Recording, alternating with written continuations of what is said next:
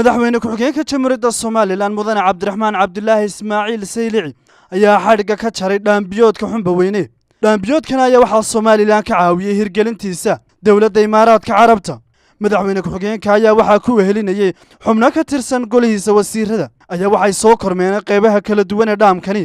intaasi kadib waxa uu madaxweyne ku-xigeenku ka qayb galay munaasabad ballaaran oo lagu daafuray ceelbiyoodkani, waxaana ka soo qayb galay oo madaxweyne ku-xigeenka ku wehelinayay xubno ka tirsan wasiiradiisa, gudoomiyaha xisbiga mucaaradka Hawcid injineer Faysal Cali Waraabe, siyaasiyiin madax dhaqameed iyo waxgaradka gobolkaasi. ugu horreyna waxaa halkaasi ka hadlay injineeradii dhisay iyo mas'uuliyiinta shirkadii qandaraaska qaadatay. daraasad buuxda la sameeyay ee lagu xisaabtamay daadadkii soo rogman jiray 100kii sanadood ee ugu dambeeyay wadankeena ayaa la gartay halka kaliya iska xijin karta ee ugu habboon inay meesha yara dhuuban ayaa loo gartay. waa meel yar oo aad u dhuuban oo dooxu ka dhuubto. xaggeedii dambena waxa ku yaala dhulka oo dhan goblan iyo hareeraha buuraaba dhagaxa madow. dhagaxa madow iska xijin kara biyaha xoogooda. Is a wonderful project, but it is really a grain of sand. sidoo kalena waxaa halkaasi ka hadlay xubno ka mid ah golaha wasiirada Soomaaliland. halkan himiladiisa iyo higsigiisa iyo qorshihiisu waxa uu ka yimi madaxweynaha iyo xukuumaddiisa. waxaan dowladda Imaaraadka ula tagnay inay dhaamam noo qodaan.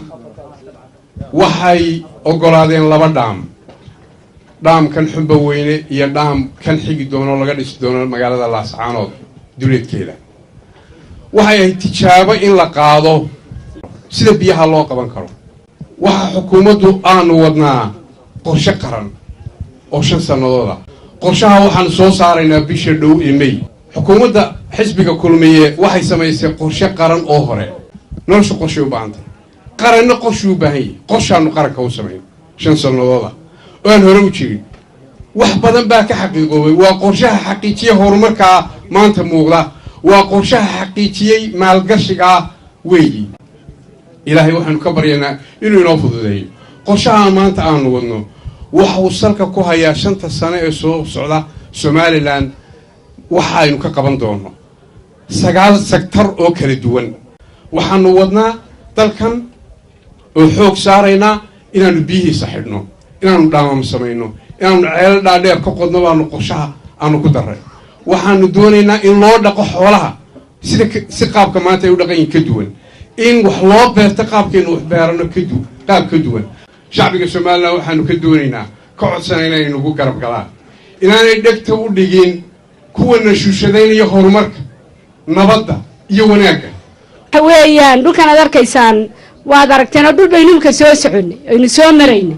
dhulka waa arkaysaan oo dhirtu aad bay ugu yarayd. intaa waan eegay dhirtu aad iyo aad bay ugu yarayd. waxaynu doonaynaa biyaha maanta la xidhay inaynu kaga faa'iidaysano sidii loo beeri lahaa, dhirtii loo soo celin lahaa, loo beeri lahaa. gabagabadii waxaa si wada jira madashani u soo afmeeray gudoomiyaha xisbiga mucaaradka Hawcid injineer Faysal Cali Waraabe iyo madaxweyne ku-xigeenka Soomaaliland Cabdiraxmaan Cabdullaahi Ismaaciil Saylici. mashruucan waanu hambalyeynaa hay'adda Khalifa Foundation iyo injineerada hawlgeliyaba. waxaan leenahay hambalyo ilaahay ka jisa ay siiyo. waan soo dhaweynaynaa. alxamdulillaah rabbil caalamiin. dee Imaaraadka u mahadnaqaynaa.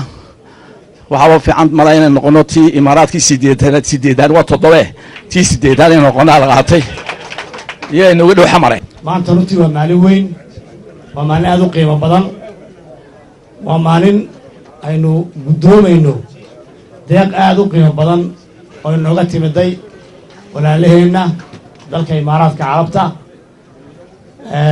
waxaan u mahadnaqaynaa madaxweynaha dalka Imaaraadka Carabta Sheekh Khalifa bin Said Al Nahyan iyo walaalihiisa hawsha hareeraha la haya iyo hay'adda la soo marshay dhaqaalaha ee Khalifa Foundation oo dhammaantood runtii hawshan si hagar la'aan ah inoogu soo gudbiyey.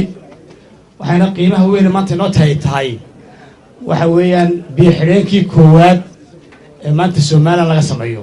mubaarak fuad dhagacade muqbaahiyaha saab Hargeysa.